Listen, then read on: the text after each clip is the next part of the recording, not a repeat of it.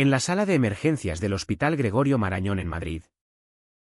El eco de un grito ahogado resonó cuando el padre de Javier levantó el puño por última vez, dejando a su hijo de 17 años tendido en el suelo con la columna fracturada. Lo que comenzó como una confesión temblorosa sobre su orientación sexual terminó en una furia ciega que cambió todo. Javier despertó en una cama de hospital, paralizado de la cintura para abajo, mientras su padre desaparecía de su vida, llevándose consigo el apellido y cualquier rastro de familia. Pero 8 años después, con un tumor maligno amenazando su médula espinal, Javier se encontró frente a la puerta de esa misma casa familiar, dispuesto a pedir el dinero que podría salvarlo, aunque eso significara revivir el infierno que lo había roto. Javier empujó las ruedas de su silla con manos temblorosas, el aire fresco de la mañana madrileña contrastando con el nudo en su estómago. La calle empedrada de Chamberí, con sus balcones floridos y cafés bulliciosos, parecía un mundo ajeno a su tormenta interna. Había ensayado el discurso 1000 veces, no era perdón lo que buscaba, solo supervivencia. El tumor, descubierto en una resonancia rutinaria, crecía rápido. Y la cirugía experimental en Barcelona costaba una fortuna que su salario como programador freelance no podía cubrir.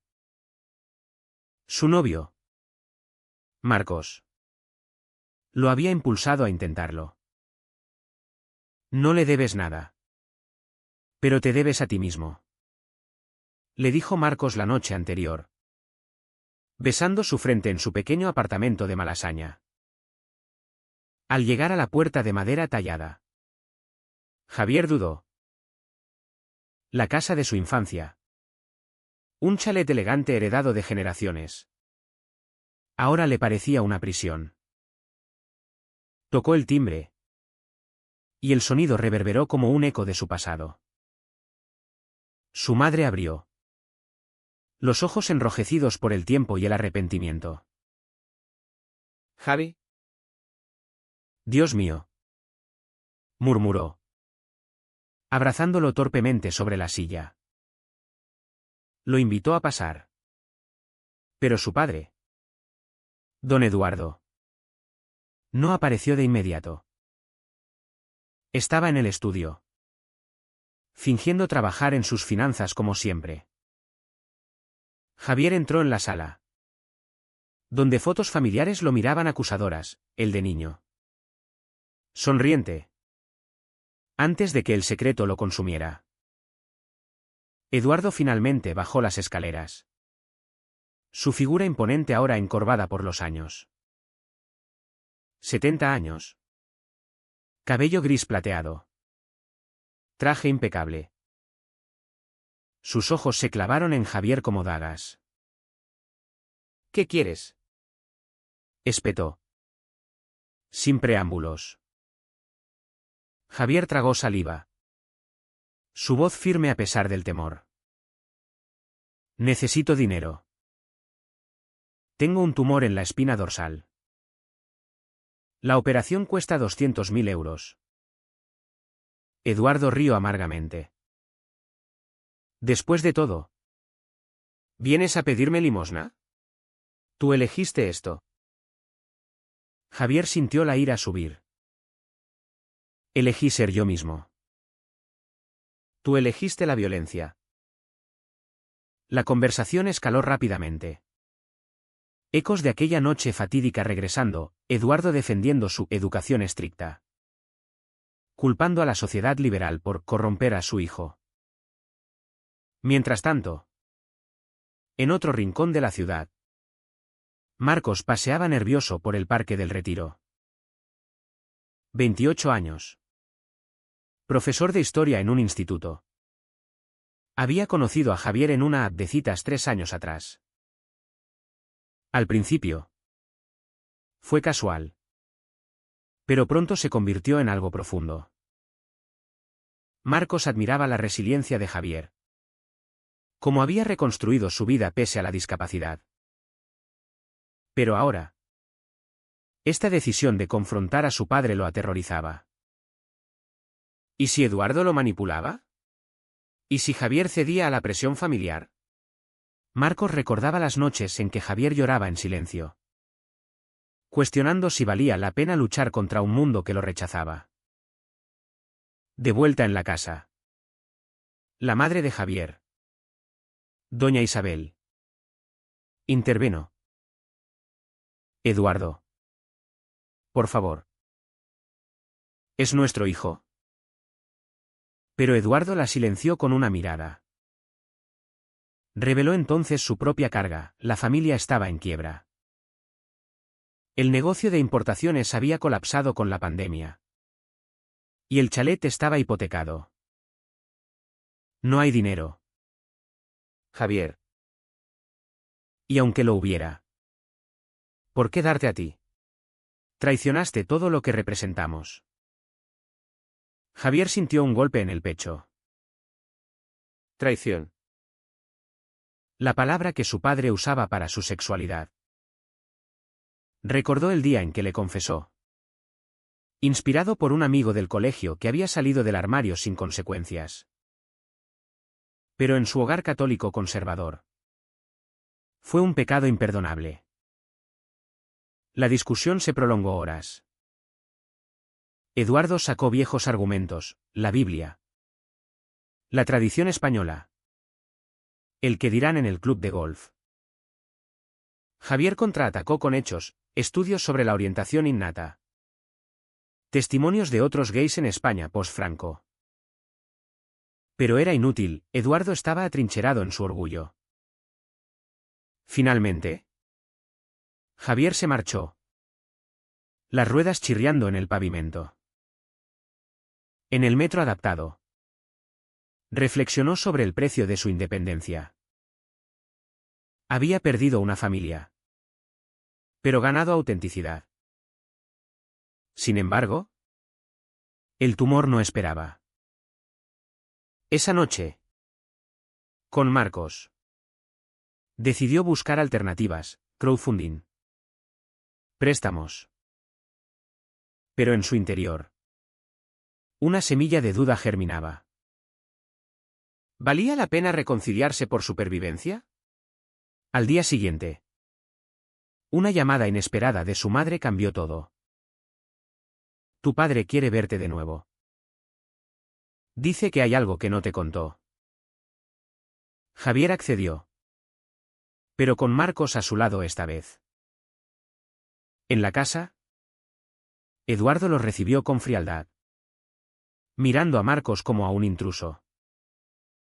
Este es mi pareja, dijo Javier desafiante. Eduardo palideció. Pero prosiguió. Confesó que había un fondo fiduciario a nombre de Javier, establecido por su abuelo. 50.000 euros. Accesibles solo con su aprobación. Lo liberaré si renuncias a esta vida. Javier se enfureció. Era un chantaje moral, dinero a cambio de negar su identidad. Marcos intervino, defendiendo su relación. El amor no es una elección que se negocia. Eduardo lo ignoró, enfocándose en Javier. Piensa en tu futuro. Sin piernas, ¿quién te cuidará? Este hombre se irá cuando se canse. Las palabras hirieron profundo. Javier recordó sus inseguridades, las noches en que se sentía una carga para Marcos. Pero Marcos lo tomó de la mano. Firme.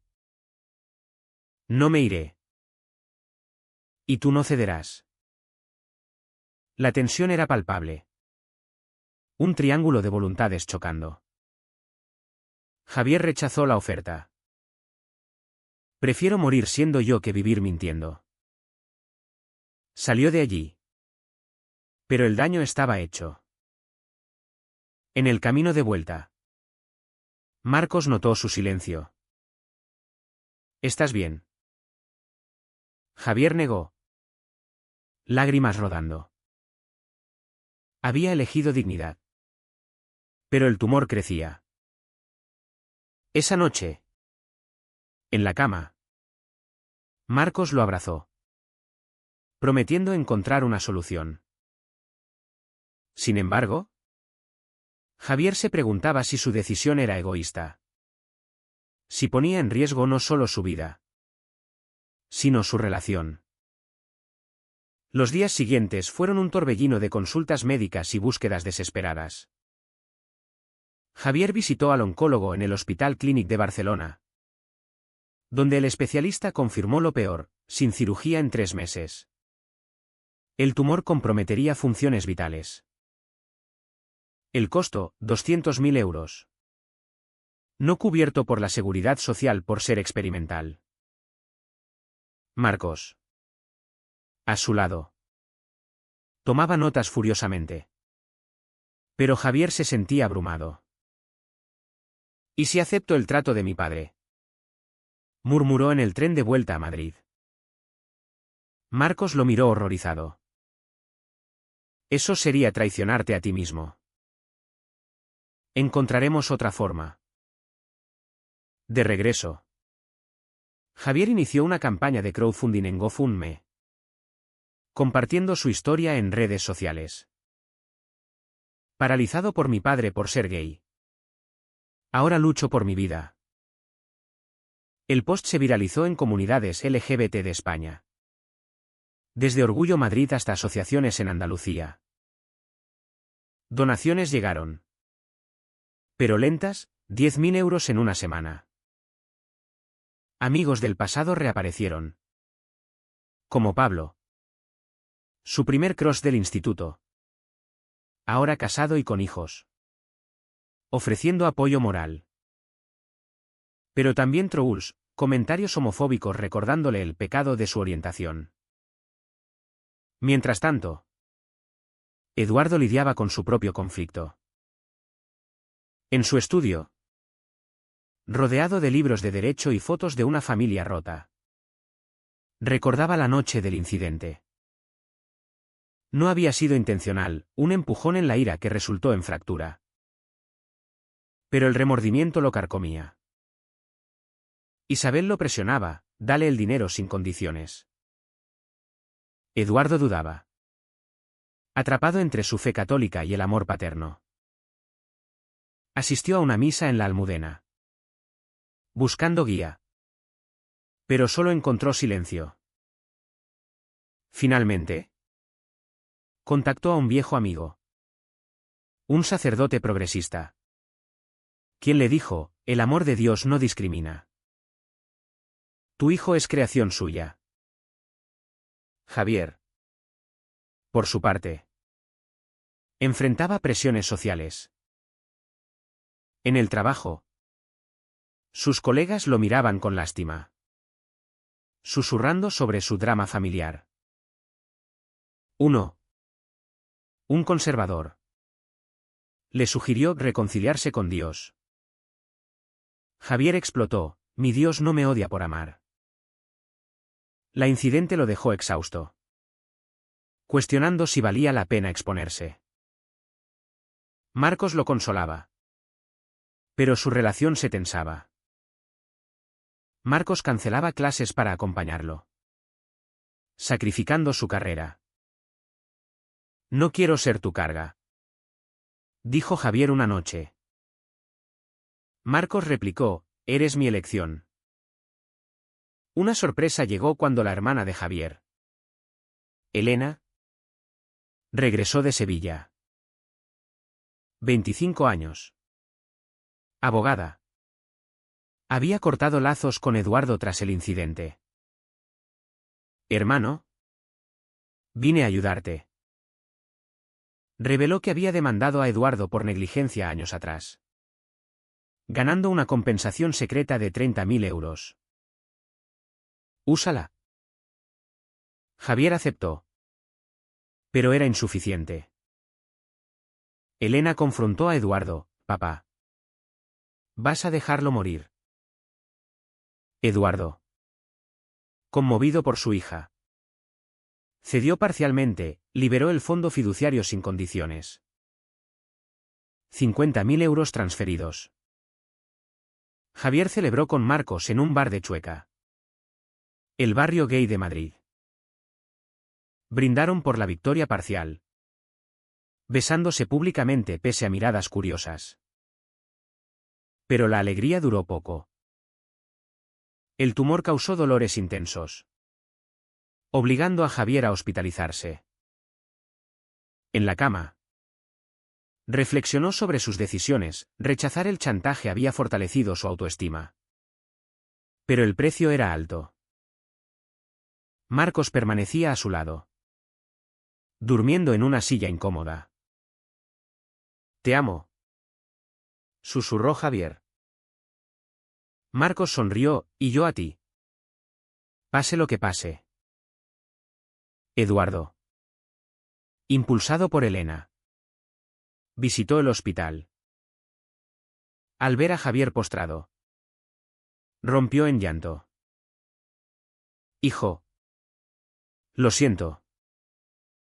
Javier, débil, lo miró.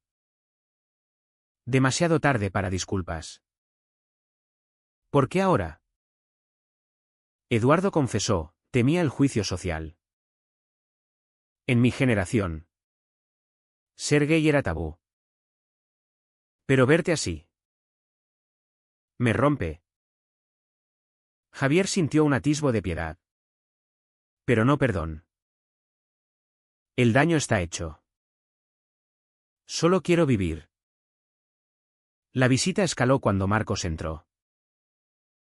Eduardo lo enfrentó, «¿Tú lo influencias?».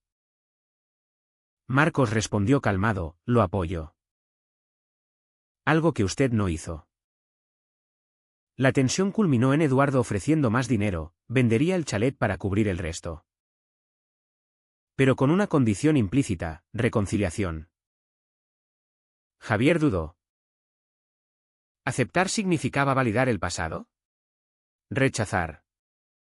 ¿Arriesgar la muerte? Elena me dio, papá. Sin condiciones. Eduardo accedió, transfiriendo fondos de emergencia. Sin embargo, la sociedad intervino. Un periódico local publicó la historia, titulada «Hijo gay demanda herencia tras agresión paterna». Comentarios divididos, unos apoyaban a Javier. Otros lo acusaban de oportunista. En foros católicos, lo tildaban de vengador. Javier leyó todo. Herido. «¿Soy el villano?», se preguntó a Marcos. «No. Eres el superviviente». La cirugía se programó. En la víspera, Javier y Marcos pasearon por el Retiro, hablando de futuro. «Si sobrevivo, quiero casarme contigo», dijo Javier. Marcos lloró, «Sí. 1000 veces sí». Pero el miedo acechaba. ¿Y si fallaba? Javier pensó en el costo, su independencia versus la familia tóxica. La sala de operaciones en Barcelona era un remolino de luces frías y pitidos constantes. Javier, sedado, vio flashes de su vida, la confesión a los 17. El golpe. El despertar paralizado. Despertó horas después. Vivo. Pero con complicaciones, el tumor removido. Pero nervios dañados. Posiblemente empeorando su parálisis. El médico fue honesto, tendrás que readaptarte. Javier, en recuperación, sintió alivio mezclado con ira. Había pagado un precio alto. ¿Y ahora? ¿Más limitaciones? Marcos estuvo allí, sosteniendo su mano. Lo logramos. Pero Javier cuestionaba, el dinero de Eduardo había salvado su vida. ¿Debía agradecer? Elena llegó con noticias, Eduardo quería visitarlo. Javier accedió. Curioso. En la habitación. Eduardo apareció vulnerable. Con flores. Hijo. Gracias por aceptarme. Javier cortó, no es por ti. Es por cerrar esto. Eduardo habló de su juventud, criado en la dictadura, donde la homofobia era norma. No excusa mi acción, pero explica mi ceguera. Javier escuchó. Por primera vez viendo al hombre tras el monstruo. La conversación reveló traiciones pasadas. Eduardo admitió haber donado a grupos anti-LGBT en el pasado, financiados por el negocio familiar. Pensé que era lo correcto. Javier se enfureció, apoyaste el odio que me destruyó. Eduardo bajó la cabeza, lo lamentó. ¿Cambiaré? Prometió donar el remanente del chalet a asociaciones como Felto. Javier dudó, ¿era genuino o manipulación? De vuelta en Madrid. La recuperación fue ardua. Javier en terapia física. Luchando con dolores fantasma. Marcos lo apoyaba. Pero el estrés cobraba peaje. Discutieron, Marcos quería mudarse juntos oficialmente. Javier temía dependencia. No quiero atarte, dijo. Marcos replicó, el amor no es atadura. Es elección. Resolvieron con terapia de pareja, explorando matices de su relación bajo presión social. La sociedad no perdonaba. En una entrevista radial, Javier compartió su historia, generando debate nacional. Políticos conservadores lo criticaron, rompe la familia tradicional. Activistas LGBT lo alabaron, ejemplo de resiliencia. Javier se vio en el centro, cuestionando sus decisiones. ¿Había valido la pena exponer el dolor? Una traición inesperada vino de Isabel. En una llamada, confesó haber sabido del fondo fiduciario y no decírselo antes. Por miedo a Eduardo. Quería proteger la familia. Javier se sintió traicionado, me protegiste a costa mía. Cortó lazos temporales, enfocándose en sanar. Marcos enfrentó su propio conflicto, un ascenso laboral requería mudarse a Valencia. No iré sin ti, dijo. Javier lo impulsó, ve. Mereces avanzar. Pero era una prueba, ¿sobreviviría su amor a la distancia? Marcos rechazó, priorizando a Javier. Mi carrera no vale sin ti. Javier apreció el sacrificio, pero sintió culpa. Eduardo. En redención. Asistió a un evento LGBT en Madrid. Vio parejas como Javier y Marcos, rompiendo sus prejuicios. Llamó a Javier, estoy aprendiendo. Javier, escéptico, invitó a cenar. ¿En el restaurante? Con Marcos y Elena. La familia se reunió. Tensiones surgieron, Eduardo evitó temas sensibles. Pero Marcos lo confrontó, reconoce nuestro amor. Eduardo titubeó. Luego asintió, sí. Lo hago. La noche terminó en paz relativa. Javier reflexionó, perdonar no era olvidar, sino avanzar. Pero el precio, años de terapia. Una discapacidad permanente. Una relación probada al límite. Meses después, Javier volvió al trabajo. Adaptado. Publicó un blog sobre su viaje, inspirando a otros. Pero el tumor había dejado secuelas, fatiga crónica, dependencia de medicamentos. Preguntó a Marcos, ¿vale la pena? Marcos afirmó, sí. Porque estás vivo y auténtico. La vida post-cirugía se estabilizó. Pero las cicatrices emocionales persistían. Javier y Marcos se mudaron a un apartamento accesible en Lavapiés, barrio multicultural de Madrid. Planeaban la boda, una ceremonia civil simple, simbolizando victoria sobre el odio. Invitaron a Eduardo e Isabel. Un gesto de reconciliación tentativa. Eduardo aceptó, trayendo un regalo, documentos de herencia revisados. Sin condiciones. Es tuyo. Hijo. Javier lo tomó. Pero con reserva, el dinero no borraba el pasado. ¿En la boda? Bajo el sol de junio en el ayuntamiento. Javier rodó por el pasillo. Marcos esperándolo. Votos emocionales, prometo amarte en la salud y la enfermedad. En la aceptación y el rechazo. Eduardo. En la audiencia. Lloró en silencio, confrontando su rol en el dolor. Isabel lo abrazó. Susurrando, hicimos lo correcto al final. Pero la paz fue efímera. Un escándalo estalló, un ex empleado de Eduardo filtró correos antiguos homofóbicos. La prensa lo atacó. Y por extensión, a Javier. ¿Perdonas a un hipócrita?, titularon.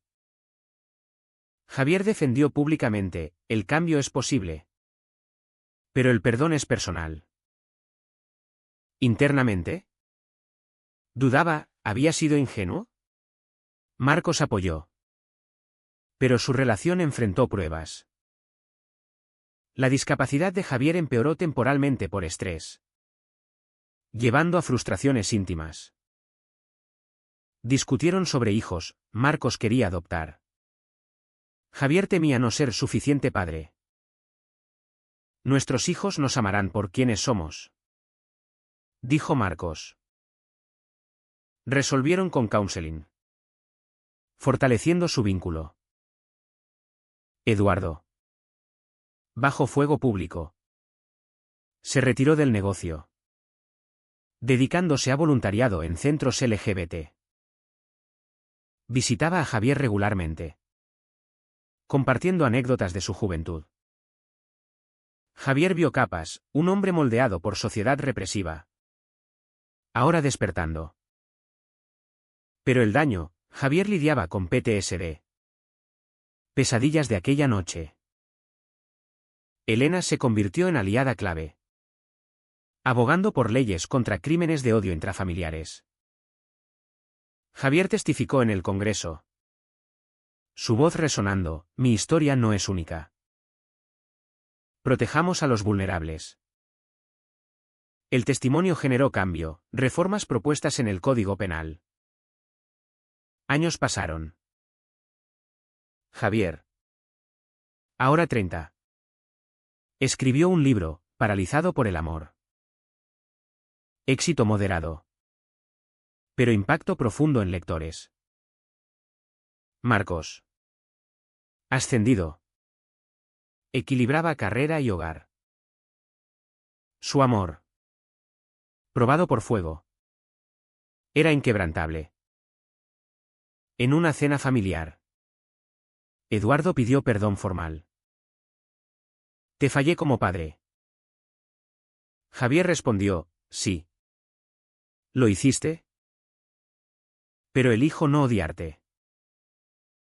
Era cierre, no absolución. La historia culmina en reflexión, Javier. Mirando el skyline madrileño desde su balcón. Se pregunta si sus elecciones fueron correctas. Sacrificó paz por autenticidad. Familia por dignidad. Pero ganó amor verdadero. Resiliencia. ¿Es correcto priorizar la supervivencia sobre el orgullo personal cuando el perdón implica comprometer la identidad?